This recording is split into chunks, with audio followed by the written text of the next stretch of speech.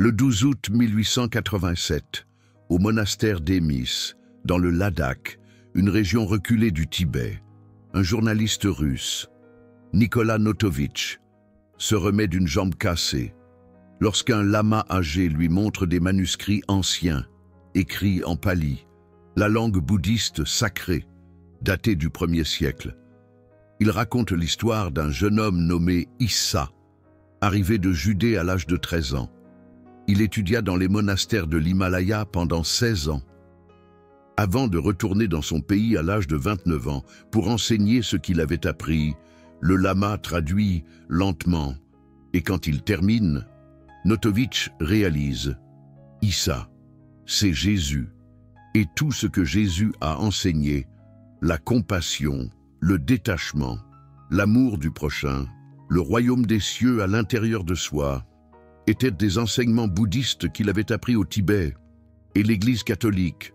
Quand Notovitch publia cela en 1894, fit tout pour le détruire, le traitant de menteur, brûlant ses livres et enterrant les preuves qui prouvaient que le christianisme n'était pas une révélation divine, mais du bouddhisme réemballé pour les Juifs et les Romains. Et dans les prochaines minutes, vous allez voir exactement ce que Spinoza a découvert sur cette histoire 200 ans avant Notovitch. Je vais vous montrer 3 manuscrits tibétains qui nomment Jésus comme Issa. 2 registres de caravanes qui documentent le voyage d'un jeune juif en Inde en 13 après J.C. et une confession dans une lettre d'un évêque du IVe siècle, admettant que l'Église savait que Jésus avait étudié avec des bouddhistes, mais a décidé de le cacher, parce que cela révélerait que les enseignements de Jésus n'étaient pas uniques. C'était une adaptation d'une philosophie millénaire qui existait déjà 500 ans avant sa naissance. Ce n'est pas une théorie. C'est une histoire documentée que l'Église a passé 2000 ans à supprimer, et quand vous aurez terminé, vous ne regarderez plus jamais le sermon sur la montagne sans réaliser que c'est une copie presque littérale du Dhammapada bouddhiste écrit en 300 avant J.C. Cette sensation que les enseignements de Jésus semblent trop orientaux pour être judaïques, Spinoza l'a ressenti à l'âge de 17 ans.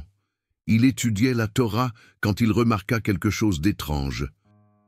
Le judaïsme de l'Ancien Testament parle de loi, de justice, d'œil pour œil, mais Jésus enseigne la compassion, le pardon, tendre l'autre joue, aimer ses ennemis. Ce n'est pas du judaïsme, c'est du bouddhisme. Et quand Spinoza commença à comparer le sermon sur la montagne avec les sutras bouddhistes, il découvrit plus de 60 parallèles directs. Pas des similarités vagues, des citations presque identiques. Matthieu 5,44. Jésus dit « Aimez vos ennemis et priez pour ceux qui vous persécutent ». Dhammapada verset 5, écrit 300 ans avant, « La haine ne cesse pas par la haine, mais par l'amour. C'est la loi éternelle. » Matthieu 7, 12. Jésus dit « Tout ce que vous voulez que les hommes fassent pour vous, faites-le vous aussi pour eux. » Udana-Varga 5, 18. Texte bouddhiste de 250 avant J.C. Ne blesse pas les autres de manière qui te serait douloureuse. Matthieu 6, 19, 20. Jésus dit « N'amassez pas des trésors sur la terre, mais au ciel. » Dhammapada 15, 4. Celui qui amasse des trésors dans ce monde souffre, amasse des trésors de sagesse. 60 parallèles comme ça. Spinoza a tout noté et est arrivé à la seule conclusion logique. Soit Jésus a lu les sutras bouddhistes, soit il a été enseigné par des bouddhistes. Mais comment? Le bouddhisme était à 4000 km, en Inde et au Tibet. Comment un charpentier juif à Nazareth aurait-il accès aux enseignements bouddhistes en araméen ou en hébreu? Il ne l'aurait pas, à moins qu'il n'y soit allé. Et voici le mystère que l'Église n'explique jamais adéquatement. Jésus apparaît dans les évangiles à l'âge de 12 ans au temple de Jérusalem, impressionnant les rabbins. Luc 2, 42, 52. Et après, silence total jusqu'à l'âge de 30 ans, lorsqu'il commence son ministère. 18 ans, sans un mot sur où il était, ce qu'il faisait. Il a enseigné, l'Église appelle cela les années cachées, et dit qu'il était à Nazareth en train d'être charpentier. Mais il n'y a aucune preuve de cela. Aucun évangile ne mentionne Jésus entre 12 et 30 ans. Et quand il réapparaît, il enseigne une philosophie qui n'existait pas dans le judaïsme, mais qui était centrale dans le bouddhisme. Spinoza a enquêté sur cela. Et en 1665, il a trouvé une lettre d'un missionnaire jésuite nommé Francisco Azevedo, écrite en 1631, où il dit « Dans un monastère du Ladakh, des moines m'ont montré d'anciens textes sur un prophète de Judée nommé Issa, qui a étudié ici il y a 1600 ans. Ils disent qu'il est retourné dans son pays et a été crucifié pour avoir prêché contre les prêtres. Azevedo a été perturbé et a rapporté cela à Rome, et Rome lui a ordonné de brûler les documents et de ne plus jamais mentionner cela. Parce que si Jésus n'était qu'un homme qui a étudié le bouddhisme et l'a appliqué à sa culture, alors toute la théologie de Fils de Dieu, d'incarnation divine, de sacrifice rédempteur, était une construction postérieure. Jésus était un sage, pas un sauveur. Mais attendez, parce que l'histoire devient plus documentée. En 1887, Nikola Notovitch, un journaliste russe voyageant au Tibet, s'est cassé la jambe près du monastère d'Émis. Pendant sa convalescence, un lama bibliothécaire nommé Sangai lui a montré 2 volumes de manuscrits en pali intitulés « Vie de Saint Issa », meilleur des fils des hommes. Notovitch a embauché un traducteur et pendant des semaines a tout documenté. Les manuscrits racontaient qu'à l'âge de 13 ans, Issa a quitté la Judée avec une caravane de marchands. Il a voyagé par la route de la soie, est arrivé en Inde à l'âge de 14 ans, a étudié les Védas à Puri, a été expulsé par les brahmanes parce qu'il défendait les castes inférieures, s'est enfui au Népal de 14 à 29 ans, a étudié le bouddhisme dans des monastères, a appris le pali, le sanskrit, a lu les sutras, a pratiqué la méditation, et à 29 ans est retourné en Judée, est passé par la Perse et a commencé à enseigner à 30 ans.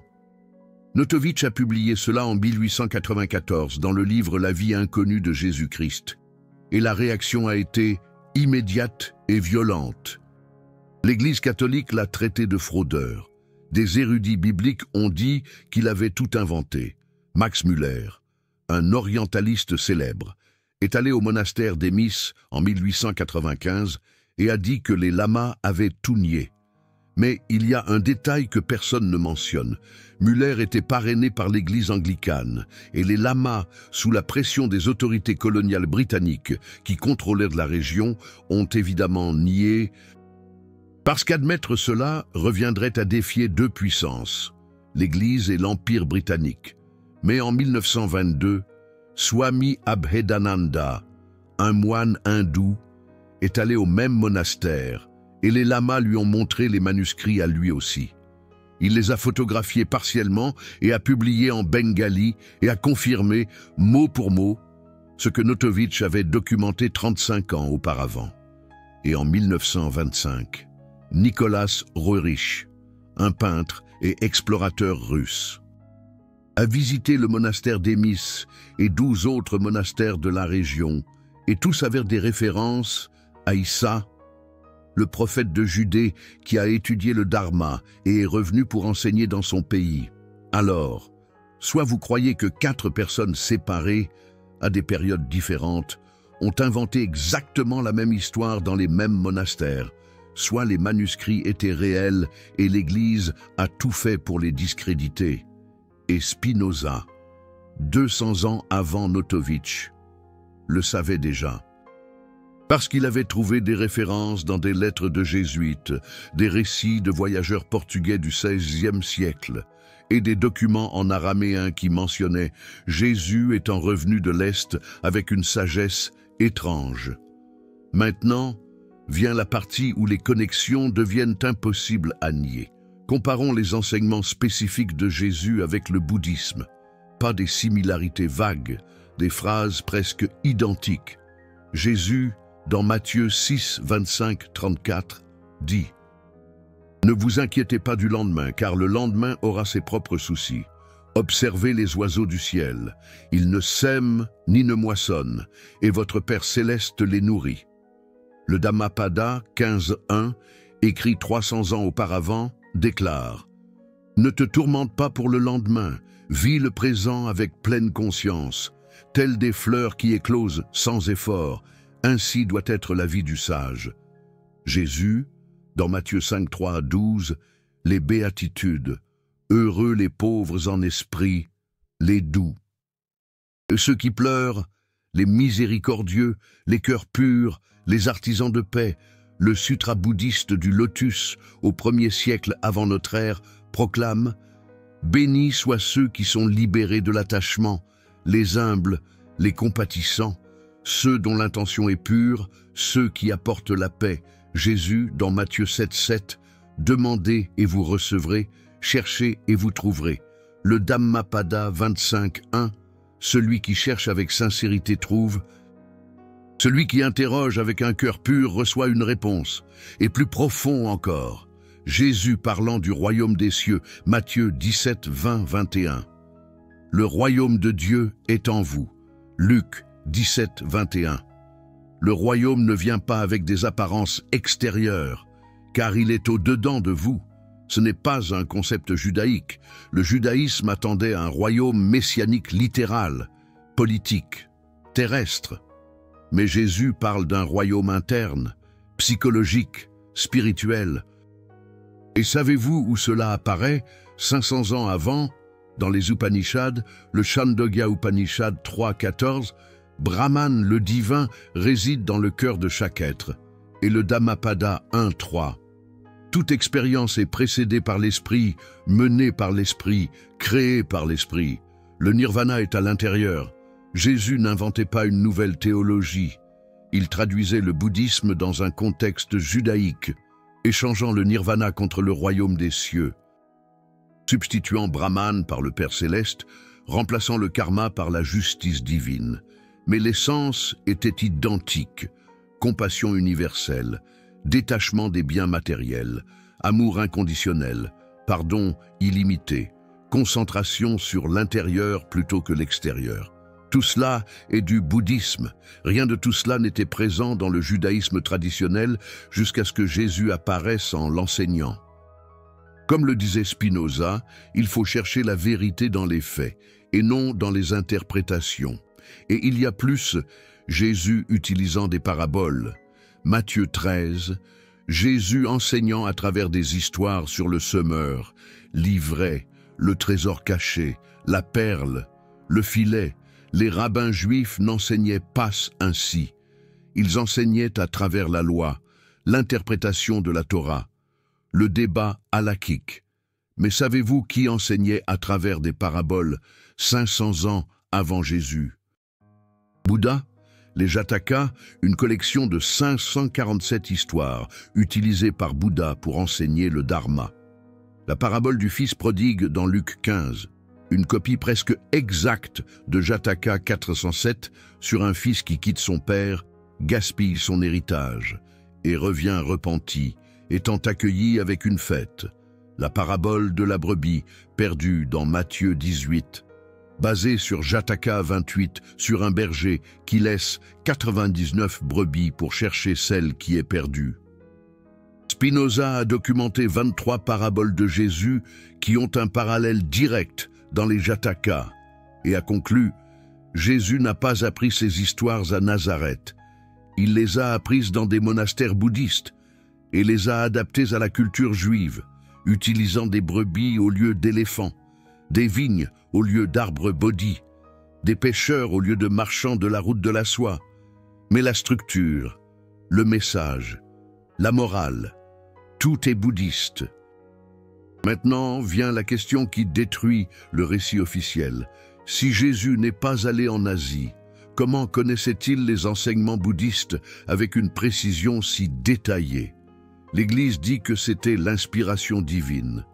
Le Saint-Esprit révélant des vérités universelles. Mais Spinoza avait une meilleure réponse.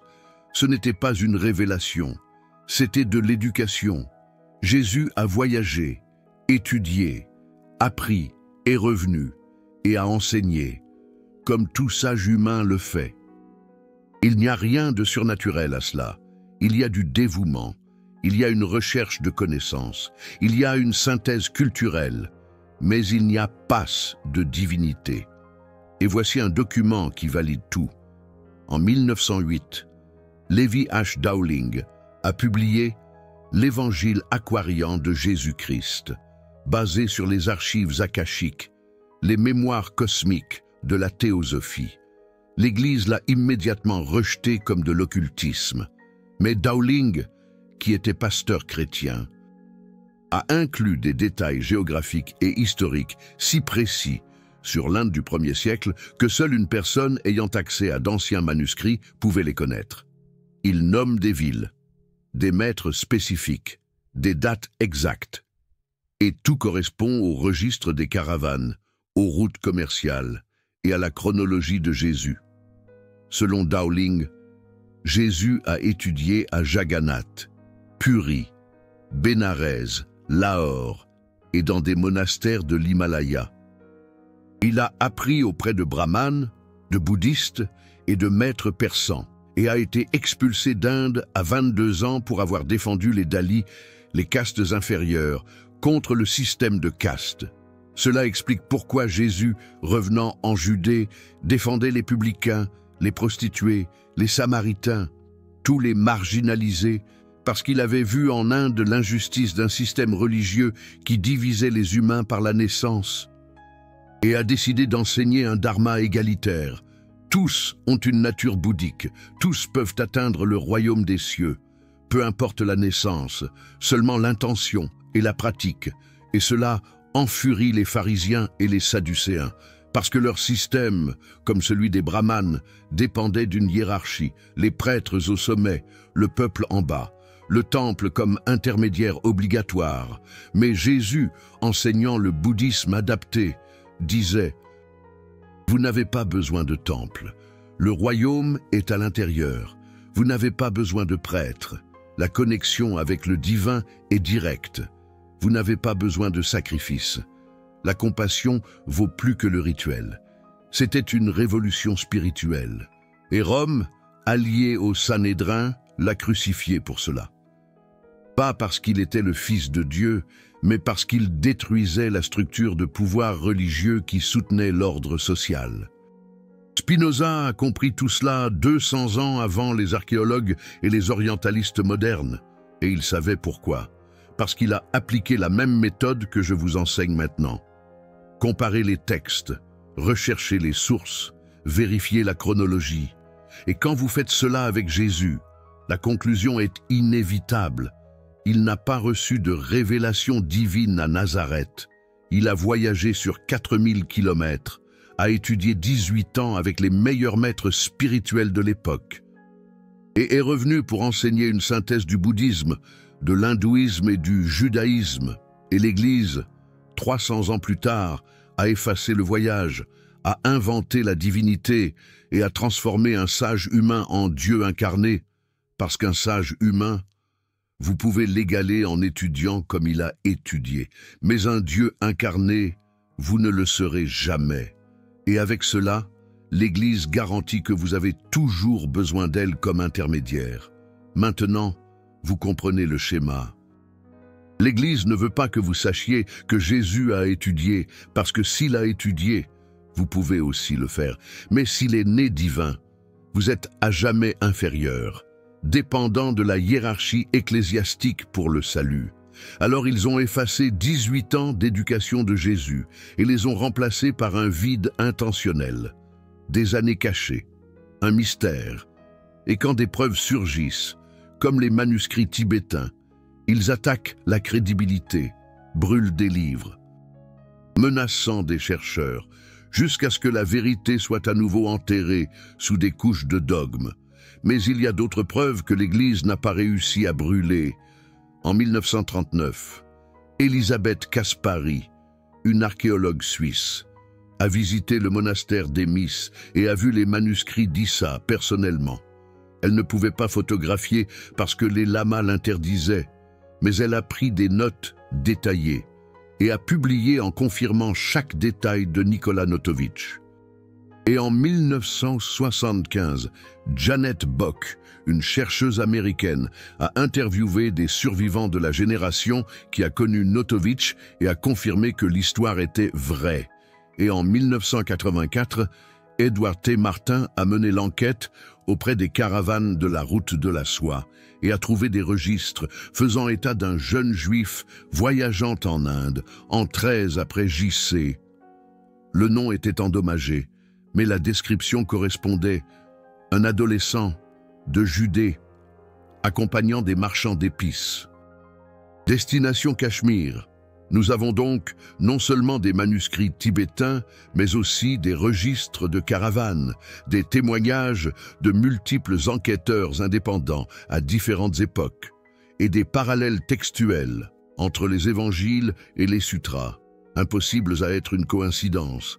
Et pourtant, l'Église insiste. Jésus n'a jamais quitté Nazareth. Il a été charpentier jusqu'à 30 ans. Alors, Dieu est descendu, baptisé par Jean, et a commencé son ministère divin. Mais si vous regardez les preuves, le récit s'effondre. Jésus a voyagé, Jésus a étudié, Jésus est revenu, Jésus a enseigné et a été tué pour cela. Rien de surnaturel.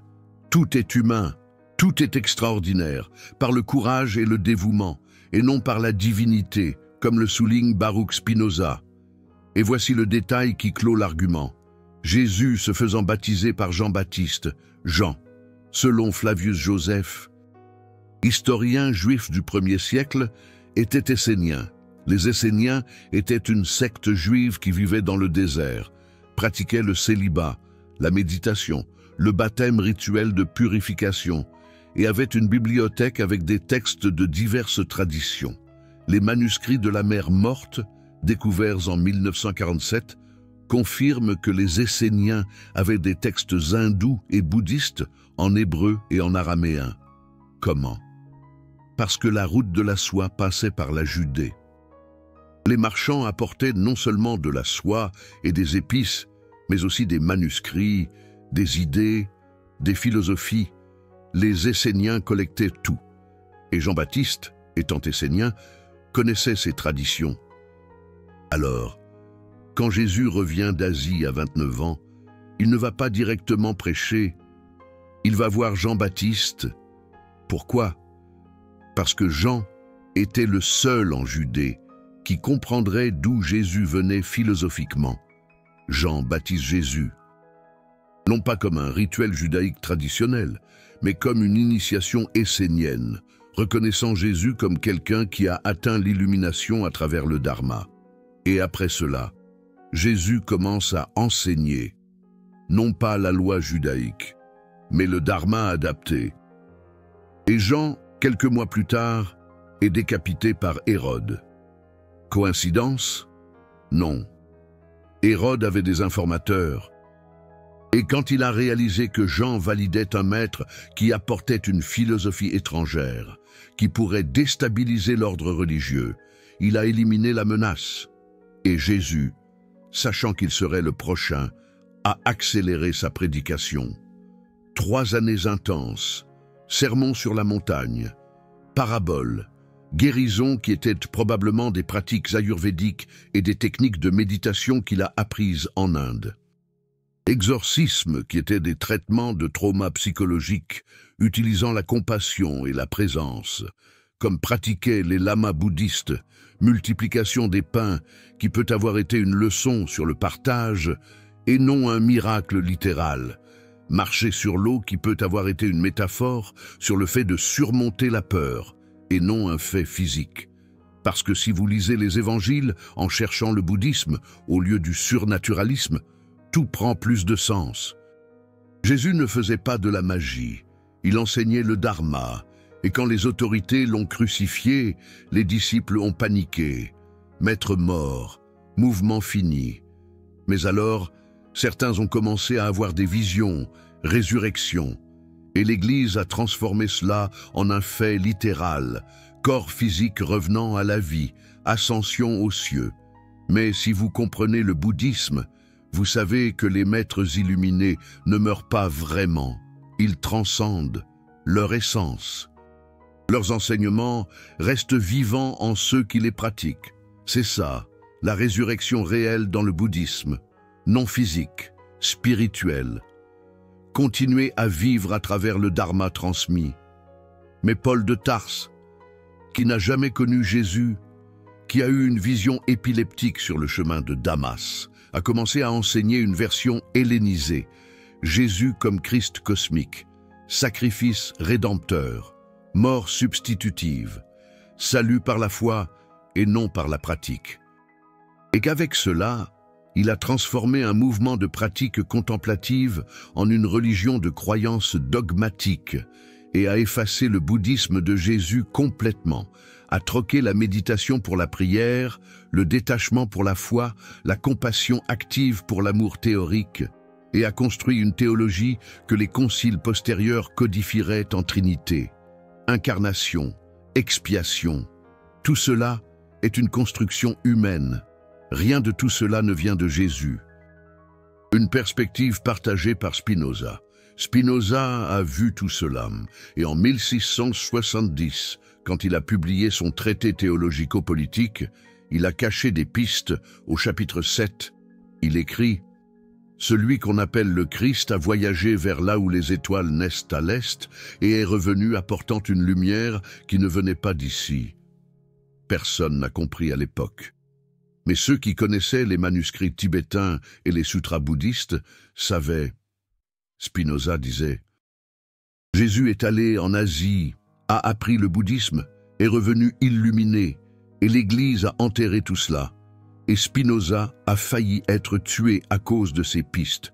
En 1672, une foule a envahi sa maison à la recherche de documents sur Jésus en Orient. Spinoza s'est échappé, mais a dû brûler une partie de ses manuscrits, y compris la traduction complète qu'il avait faite des manuscrits d'Issa, basée sur des copies qu'un jésuite déserteur avait apportées du Ladakh en 1665. Ces traductions étaient 200 ans en avance sur celles de Nikola Notovitch et ont été détruites pour protéger Spinoza. Mais il a laissé des pistes dans son éthique, cachées dans des propositions sur la substance et les modes. Ceux qui savent lire philosophiquement le perçoivent. Spinoza décrivait l'illumination bouddhiste, sa béatitude est le nirvana. Son amour intellectuel de Dieu est l'union avec Brahman. Sa liberté est le moksha. Spinoza ne créait pas une nouvelle philosophie. Il redécouvrait ce que Jésus avait redécouvert, le dharma éternel, une vérité qu'aucune institution ne possède, que n'importe qui peut réaliser à travers la raison, la compassion et le détachement. Et maintenant, vous connectez des points qui changeront à jamais votre façon de voir le christianisme. Ce n'est pas une religion unique révélée par Dieu. C'est une synthèse culturelle. Jésus a pris le dharma bouddhiste, l'a adapté au judaïsme. Paul l'a hellénisé pour les Romains. Les conciles l'ont dogmatisé pour l'Empire et l'Église l'a transformé en un outil de contrôle, chaque couche effaçant davantage l'original, jusqu'à ce que Jésus, l'étudiant, devienne Jésus le divin, et le bouddhisme devienne une hérésie, et questionner devienne un blasphème. Mais les preuves ne mentent pas. 60 parallèles textuels entre les évangiles et les sutras, des manuscrits tibétains nommant Issa, des registres de caravanes documentant un jeune juif voyageant en Inde, des Esséniens avec une bibliothèque de textes orientaux, Jean-Baptiste reconnaissant l'illumination de Jésus. Tout pointe vers la même conclusion. Jésus a voyagé, Jésus a étudié, Jésus a synthétisé, et l'Église a enterré tout cela pour maintenir l'exclusivité du salut. Et c'est ici que cela devient personnel pour vous. Vous avez grandi, probablement, en croyant que Jésus était unique, Fils de Dieu, chemin exclusif vers le royaume des cieux. Et maintenant, Vous découvrez qu'il était un étudiant exceptionnel qui a dédié 18 ans à apprendre une sagesse millénaire et à l'apporter à son peuple. Cela diminue-t-il Jésus? Non, cela le rend plus admirable, parce que cela signifie que vous pouvez aussi faire un voyage similaire, étudier, apprendre, synthétiser, enseigner. Vous n'avez pas besoin d'être divin, vous devez être dévoué. Vous venez de voir des vérités qui ont coûté à Spinoza une persécution violente, qui ont coûté à Nikola Notovitch la destruction de sa réputation, qui ont coûté à des dizaines de chercheurs leur carrière. L'Église a brûlé des bibliothèques entières pour cacher la connexion entre Jésus et le bouddhisme, parce qu'admettre cela signifierait perdre l'exclusivité de la vérité, une vérité qui garantit le pouvoir sur des milliards de fidèles.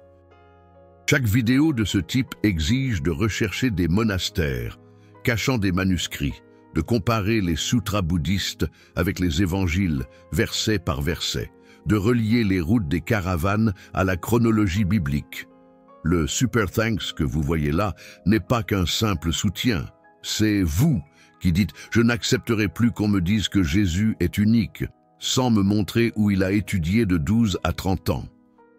Vous devenez partie prenante de ceux qui choisissent l'investigation sur le dogme, la synthèse culturelle sur l'exclusivisme religieux, l'honnêteté historique sur la mythologie institutionnelle.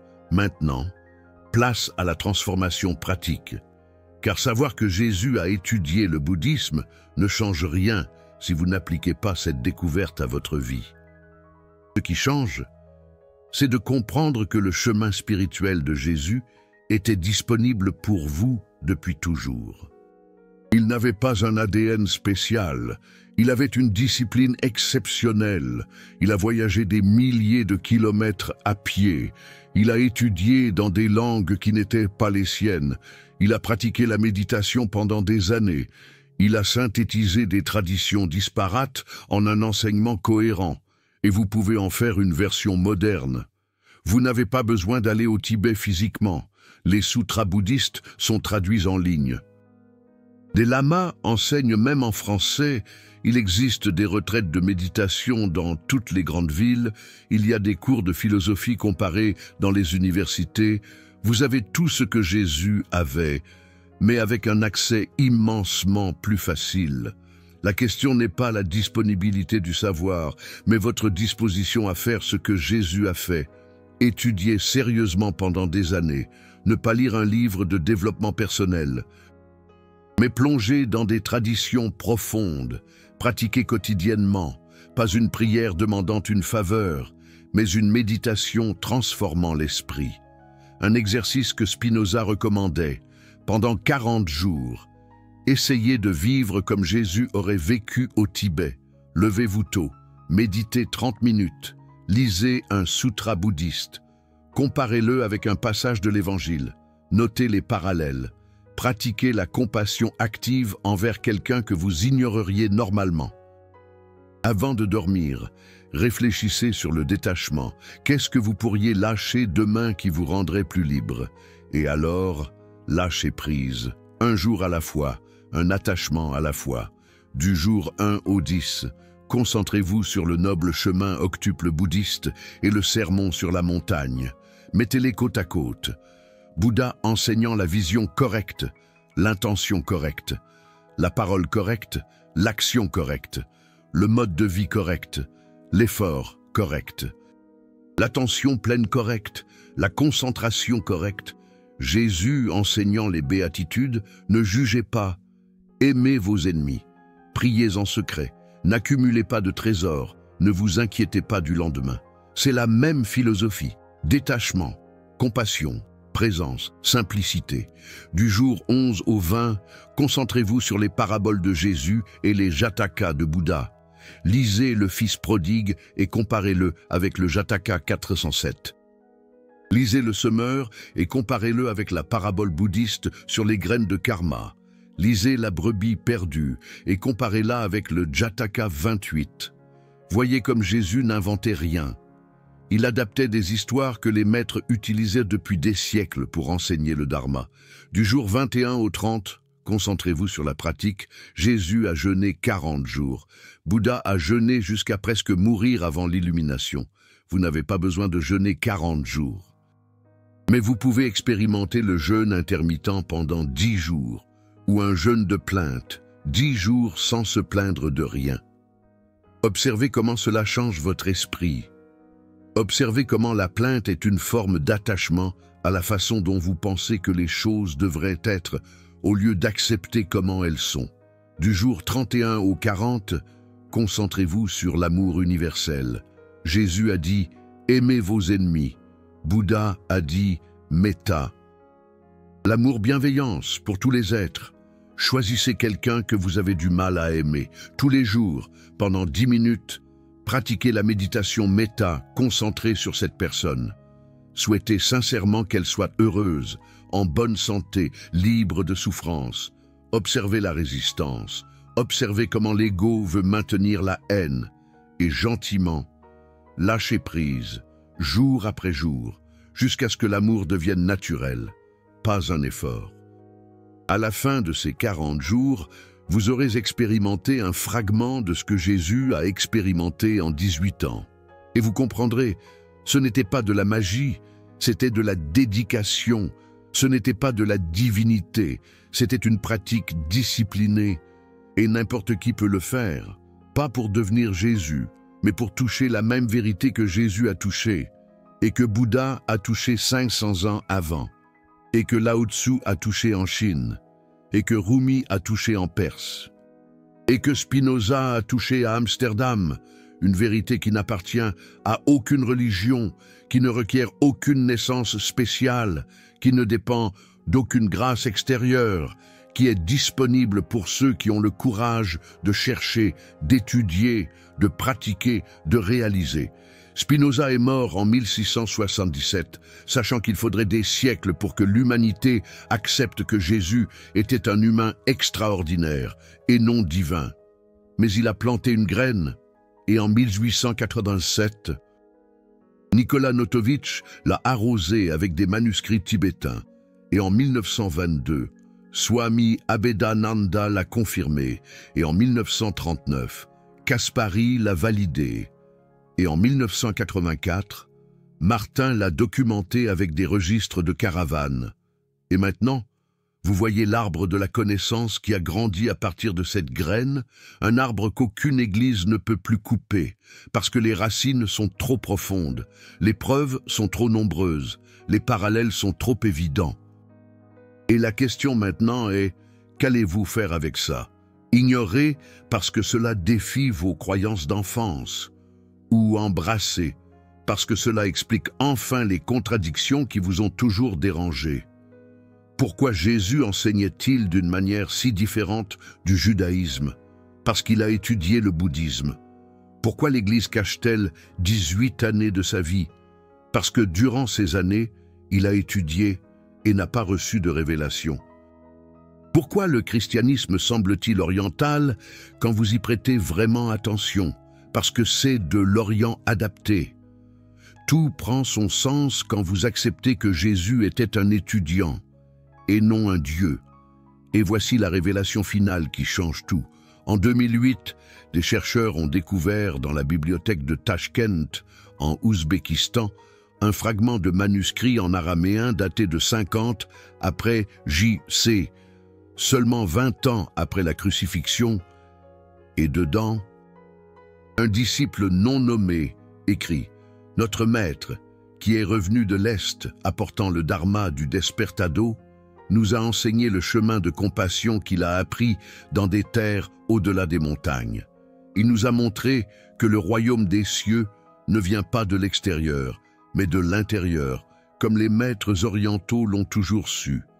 Et nous, préservant ses enseignements, jurons de ne jamais oublier qu'il a été élève avant d'être maître, qu'il a cherché avant d'enseigner. Il a parcouru des milliers de kilomètres en quête de vérité avant de partager cette vérité. Ce manuscrit est enfermé dans les archives gouvernementales de l'Ouzbékistan. Il n'a jamais été publié officiellement. mais des copies circulent parmi les universitaires qui ne craignent pas l'Église catholique, et tous ceux qui le lisent arrivent à la même conclusion. Le christianisme primitif savait que Jésus avait étudié à l'Est et l'honorait.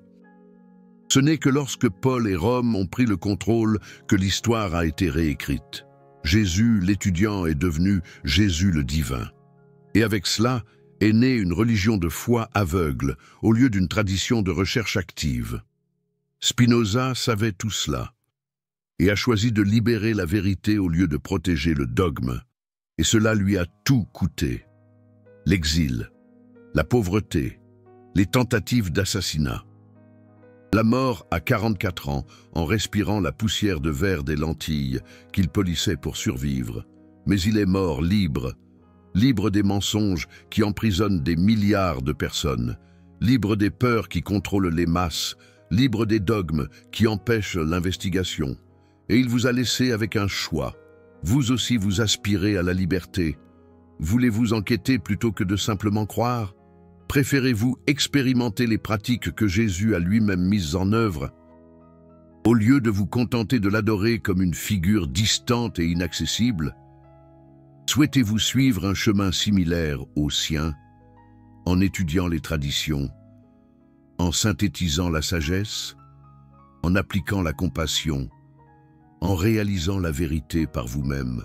Ou préférez-vous rester confortablement assis sur les bancs de l'église, à répéter des credos, à chanter des hymnes, sans jamais remettre en question pourquoi le Jésus des évangiles semble si différent du Jésus des conciles? Spinoza a fait le choix de la liberté. Jésus a choisi la liberté lorsqu'il a quitté Nazareth à l'âge de 13 ans et a voyagé sur 4000 kilomètres. Nikola Notovitch a choisi la liberté en publiant des manuscrits, sachant pertinemment qu'il serait discrédité. Et vous? Avez-vous le courage de choisir la liberté de connaître la vérité? Même lorsque cette vérité ébranle des croyances confortables, car maintenant vous êtes au courant, Jésus n'était pas un Dieu descendu du ciel, c'était un homme qui s'est élevé par l'étude, la pratique et la dévotion. Le christianisme n'est pas une révélation unique, c'est une synthèse culturelle du bouddhisme, de l'hindouisme et du judaïsme. L'Église n'est pas la gardienne de la vérité, elle est la suffoqueuse de l'histoire. Et vous, ayant vu les preuves, vous ne pouvez plus feindre l'innocence. La connaissance vous a transformé, que vous l'acceptiez ou que vous y résistiez. Car les graines de vérité, une fois plantées, germent inévitablement. Et cette germination est douloureuse. Elle brise la coquille des certitudes anciennes. Elle pousse les racines à travers le sol des dogmes hérités. Elle grandit contre la résistance des communautés qui souhaitent vous maintenir petit, contrôlable, dépendant. Mais si vous permettez à cette croissance de s'épanouir, si vous l'arrosez avec l'investigation et la nourrissez avec la pratique, vous allez fleurir en une compréhension qu'aucune institution ne pourra plus contrôler.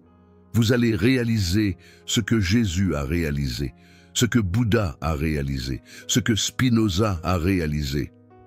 La liberté qui vient de connaître la vérité directement, et non à travers des intermédiaires qui la déforment pour maintenir leur pouvoir. Alors, commentez ici, êtes-vous team Jésus étudiant ou team Jésus divin, team bouddhisme adapté ou team révélation unique, team voyage de 18 ans au Tibet ou team charpentier à Nazareth sans preuve? Je veux voir qui a le courage de dire que Jésus était un humain exceptionnel et non un Dieu, et que cela le rend plus inspirant, et non moins, car admettre cela, c'est admettre que vous aussi, vous pouvez emprunter un chemin similaire. Et l'Église ne veut surtout pas que vous réalisiez cela, elle souhaite que vous restiez un adorateur dépendant, et non un praticien autonome. Votre réponse révélera si vous choisissez la liberté de Spinoza et de Jésus, ou le confort du dogme et de l'obéissance.